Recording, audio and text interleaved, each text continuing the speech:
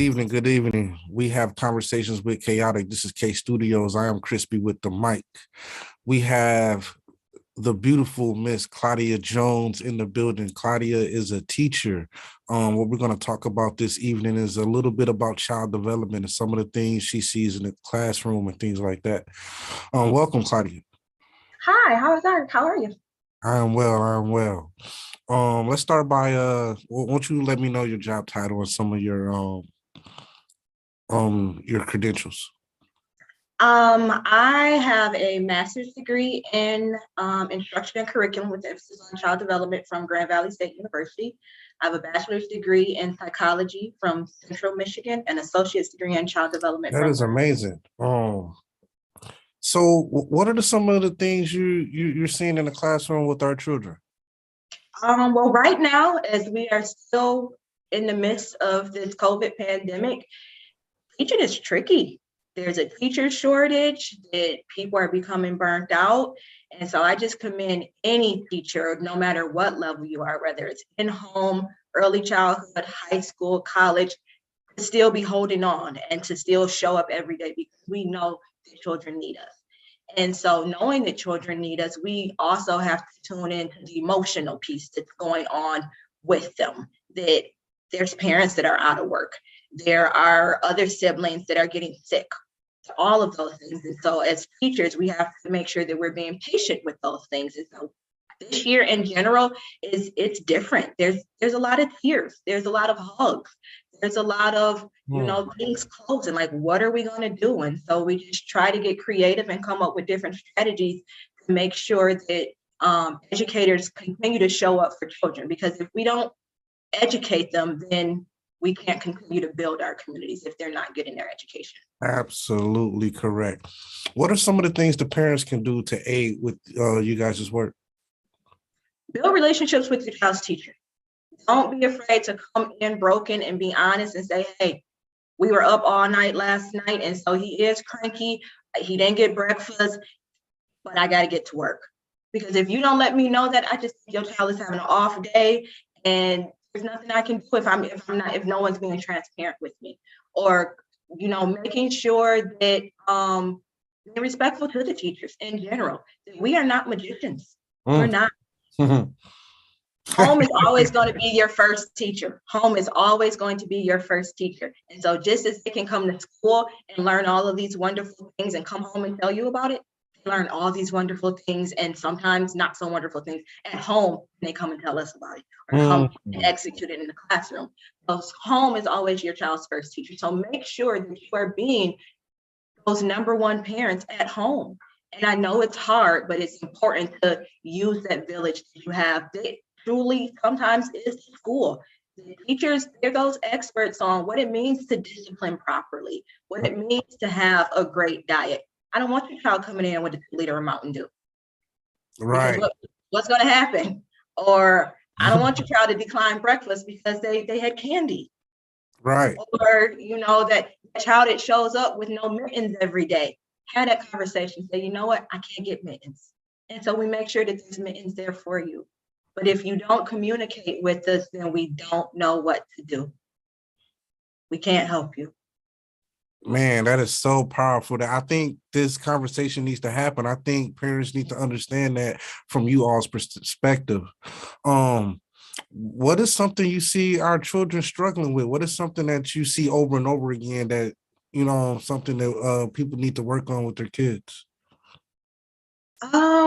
Right now, being in an inclusive classroom where we have some children, and mind you, my expertise right now is coming from just what I'm surrounded by. So I've had children of doctors and lawyers. I've had children of college students. I've had children of stay-at-home moms. I've had a variety of children. And sometimes we can notice that those different levels that they're coming in at, it sometimes shows in their academics. And so sometimes a child of a, 2-parent home where everybody's working and they have access to all the materials they need, that their literacy scores are out the roof.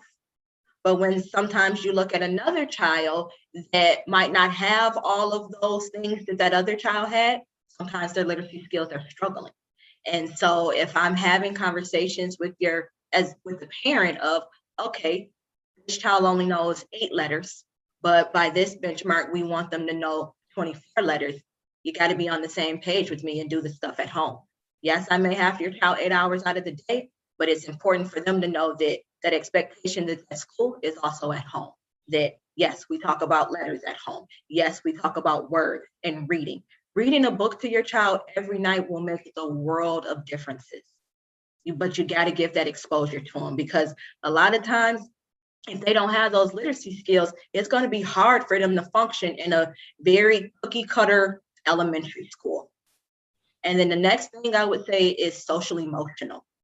That some children are taught not to cry. Some children can't control how much they cry, screaming, jumping up and down, throwing things. We've got to figure out how to make sure the children are learning how to properly express their emotions and interact with other children. And if, for that stay-at-home population, stay at home and coddling your baby all by to yourself is not doing them any justice, because at some point they need to go into the world and they need to know how to engage properly with people in order to be successful people in the community. And so it's with our younger children too. It's something you said that almost startled me. That was alarming. You were explaining there is a direct correlation with what the amount a parent makes to the scores that the kids are getting. So let's talk about that a little bit. Are you seeing that that families that are doing well financially, their children seem to do better in the classroom? In my experience, in the center that I'm working at, sometimes yes. So if I think of my classroom right now as a whole, like I said, it's kind of divided into you can qualify for a grant where your child can come, and these are throughout Kent County.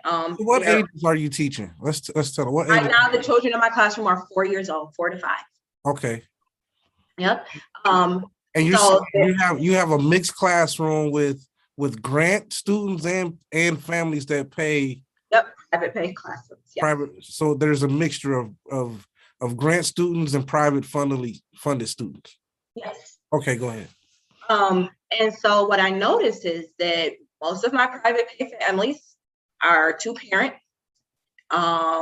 Parents are educated, where they're in professions that require some sort of education. And so when I do different assessments, I notice that on a scoring system, if we base it on from 1 being the lowest and 7 being the highest, that most of these children are rating 6.5 and almost 7. And so then when I look at my other group of children, that and mind you, I had this group of children for 2 years. So I had them when they were 3 as well. And so I'm noticing that they're creeping up on those levels of 6. But it doesn't mean that they don't come from 2-parent homes.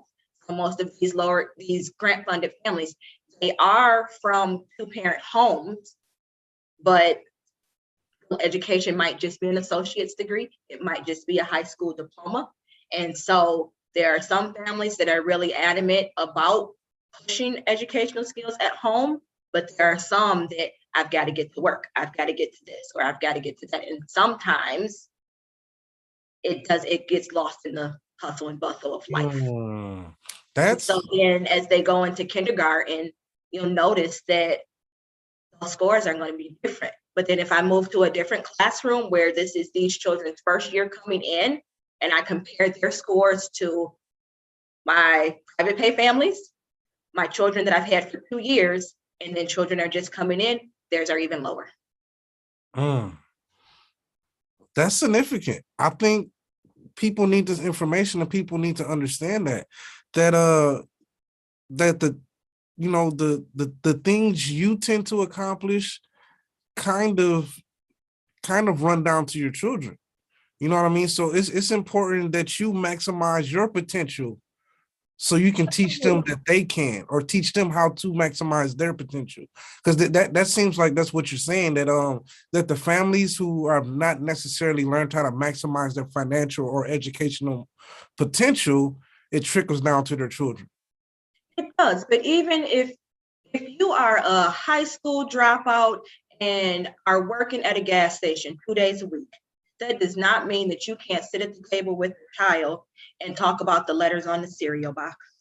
It doesn't mean that you can't take them to the library and show them these are books and open them up. Kids, they want to see the pictures first. That's the first way they're going to learn to read, looking at the pictures, and they're going to make up things. If you have to look at the book and make up things like, oh, the shark was red and he went swimming in the water. Those are the beginning stages of reading, and that creates a passion those children like, and then that makes them want to crave it more and seek it out more in those educational spaces. But if those things aren't being done at school, you have to remember that children, a classroom is a group, and it's not individualized teaching all the time. Yeah, I can pull you out sometimes and say, all right, we're going to work on these letters. But a lot of times everything is done as a group. And so if poor children are not seeking out the things that group is seeking out, then they end up being left behind. And sometimes it has to take a special teacher to tune in and say, okay, they need something different to try and create that passion for learning in them. Wow. So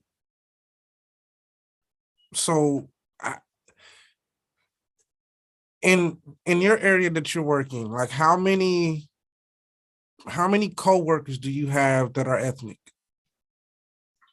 Right now in my building, if we think of skin tones as ethnicity right now, there are 1, 2, 3, 4. There are 4 African American women. Out of 2, 7, 9, 11. I would say about 22, and that's not including administrators. Okay, so you know, we're saying maybe 10% or so. I wouldn't say 10%. I would say more so 5. Less than 10%. We'll go 5%.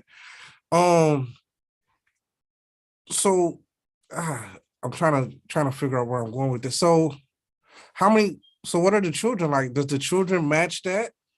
No, that's a great question.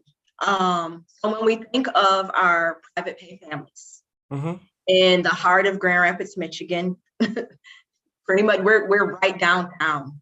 And so a majority of our private pay families are of European descent.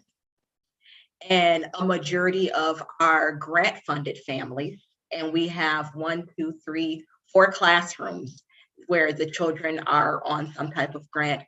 Those children typically are even African American or from Spanish speaking families. So you'll notice in my specific building, the younger children are all of European descent, and more so the preschool age children are of more African American and Spanish speaking families. Does that play a role in how our children learn? It does. Representation matters. And it's important that children see representation, no matter where, if it's at school, at the grocery store, at the library, but it definitely plays a role. When we think of education in general, that teachers like to make their classrooms homey places and a lot of times it's a reflection of themselves. I'll use my coworker, for instance. She loves plants. So we have a ton of plants in our classroom. Another classroom, she likes horses. And so there's different types of horses within that classroom. And so we project ourselves into our classrooms. And so if you think of a person that doesn't have a lot of diversity within them, what do you think that classroom is going to look like?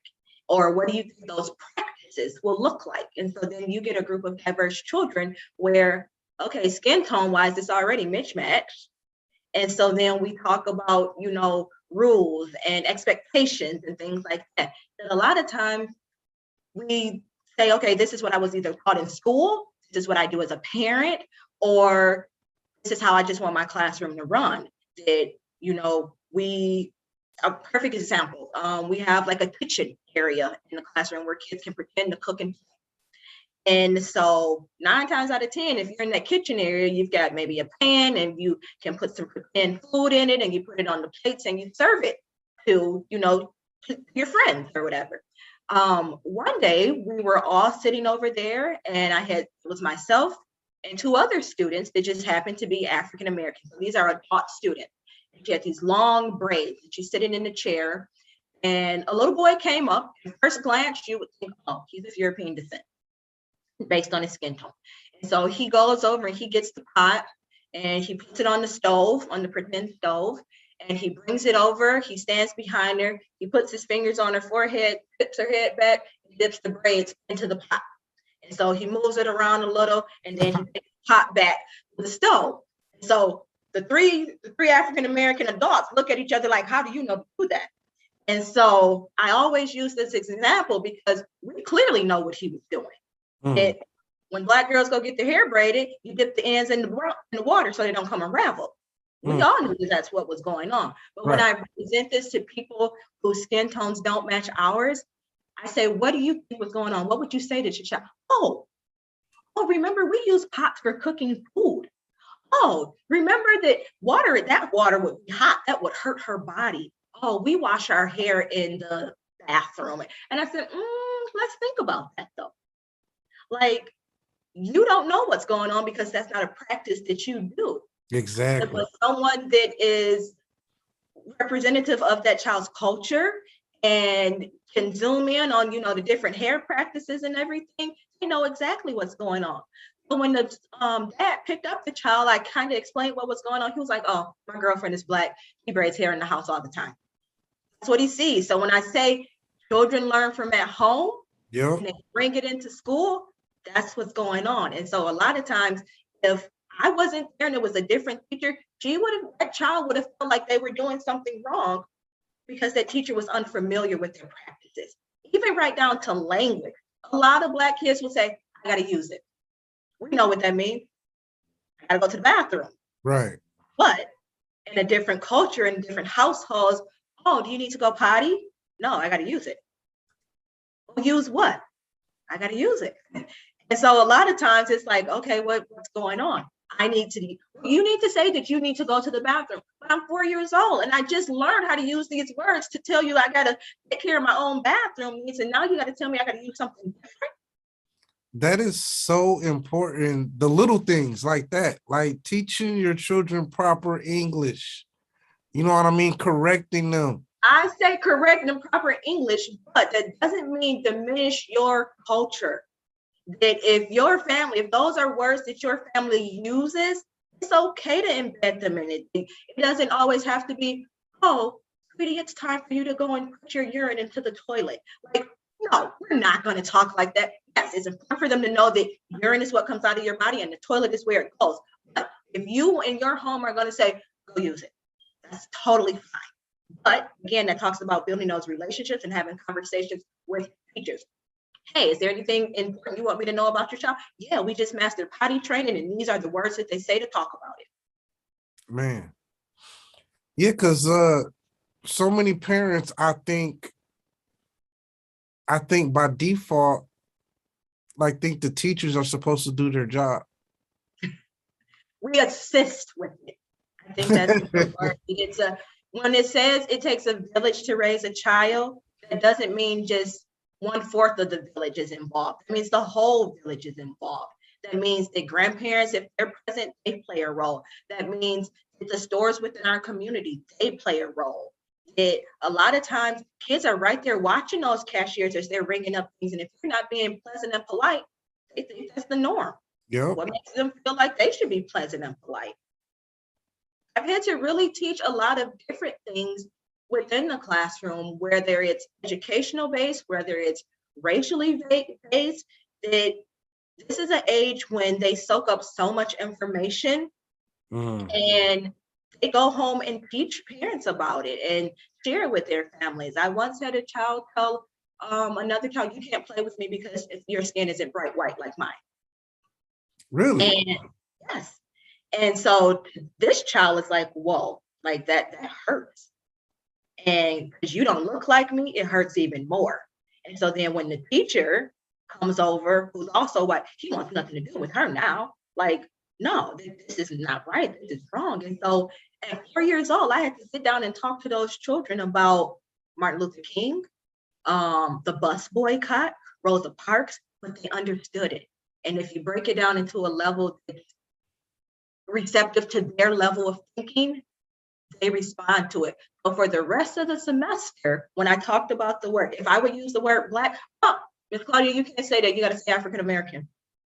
I'm like, oh, okay, you're right. I did teach you that word. And so then the next thing is they talked about Martin Luther King. Well, we want to draw peace signs. We want to write love and all this. And they posted it all throughout the classroom. And so then when we display Martin Luther King books in the hallway, they know exactly who it is.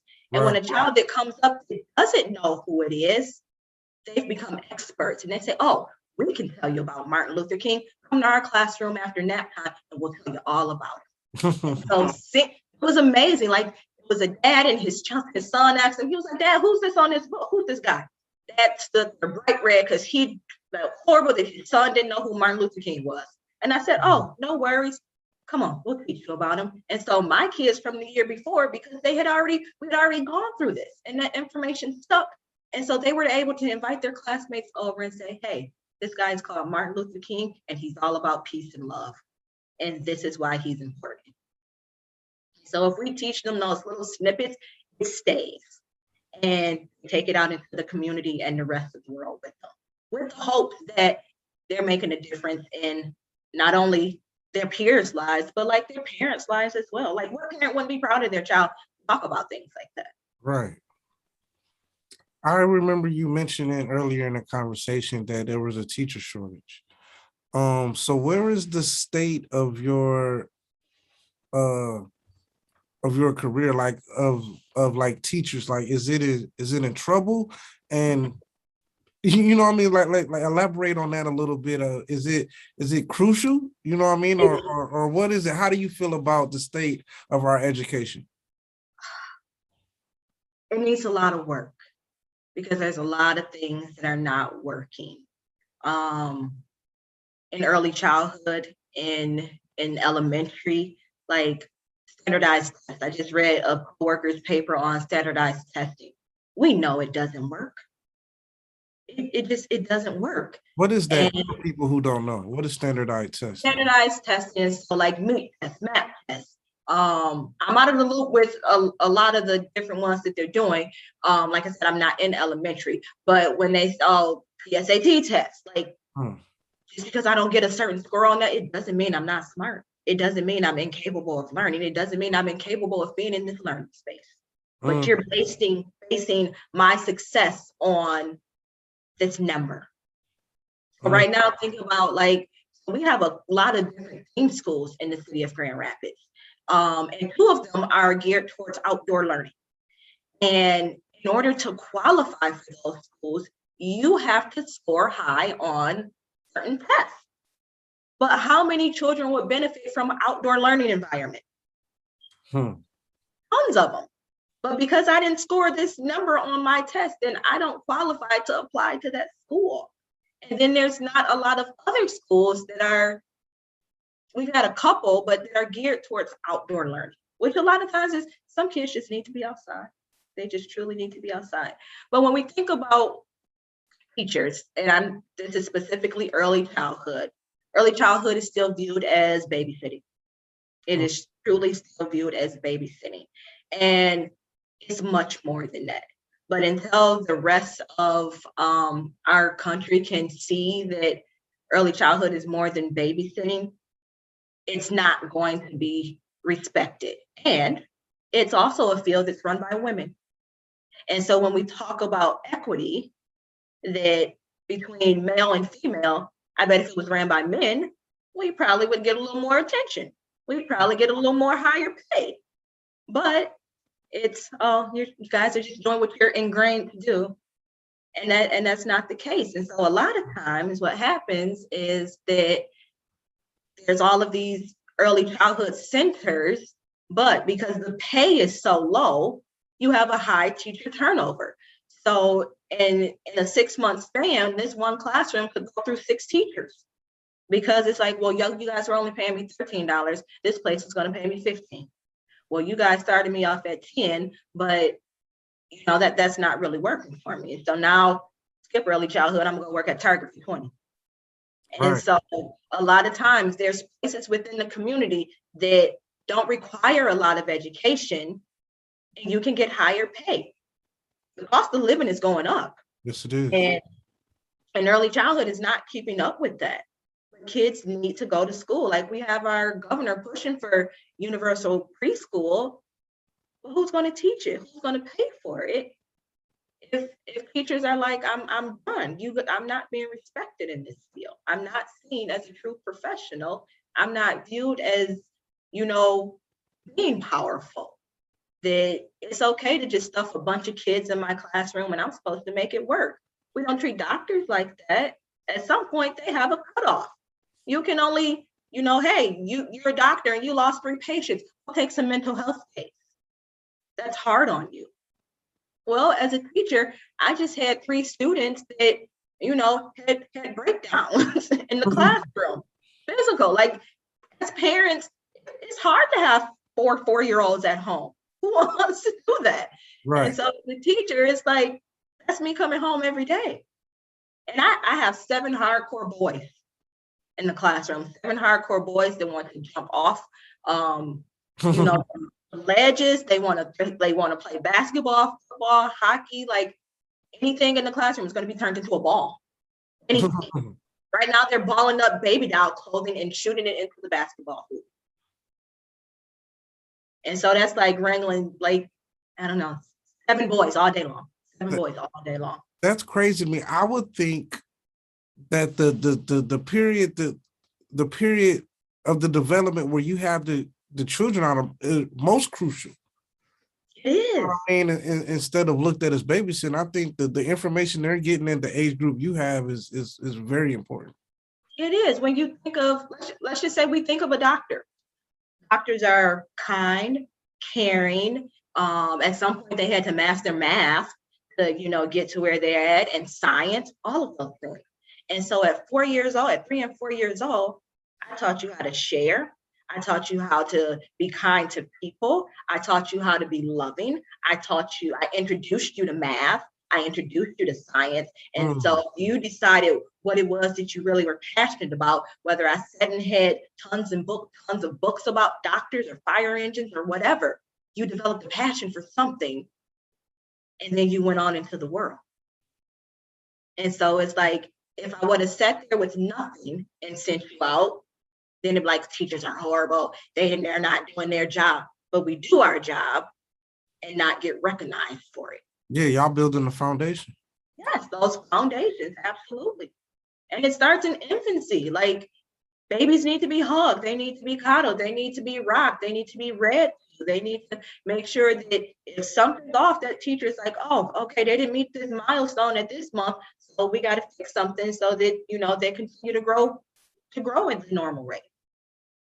And it's just not viewed as necessary and important. That is amazing, man. I'm so glad we had this conversation, man. I think it was so important for people to understand what our teachers are going through, especially at the age group you have, and to just give somebody an insight on the things that you see. Now, this is a question I like to ask a lot of people I have a conversation with. What advice would you give the 18 to 20-year-old Claudia? Oh man, 18 and 20-year-old Claudia. Early childhood was not my first choice. It's not. It wasn't my passion when I was growing up. I'd say keep your butt on track with your education and go on to a university and become that doctor that you wanted to be. Told her to go be a doctor. You still can. It's a lot. I've done the school route, and a part of me still wants that doctorate degree, but I know the work that comes with it. I know, and it's been relaxing. I graduated last year, and so it's been relaxing to not work 8 hours and then come home and spend another 4 on a paper, or to be able to say, hey, I'm gonna do whatever I want this weekend and not be sitting at a table typing. So it might be in the books to go ahead and get a doctorate, but just to be more on just like community engagement and or community leadership, educational leadership.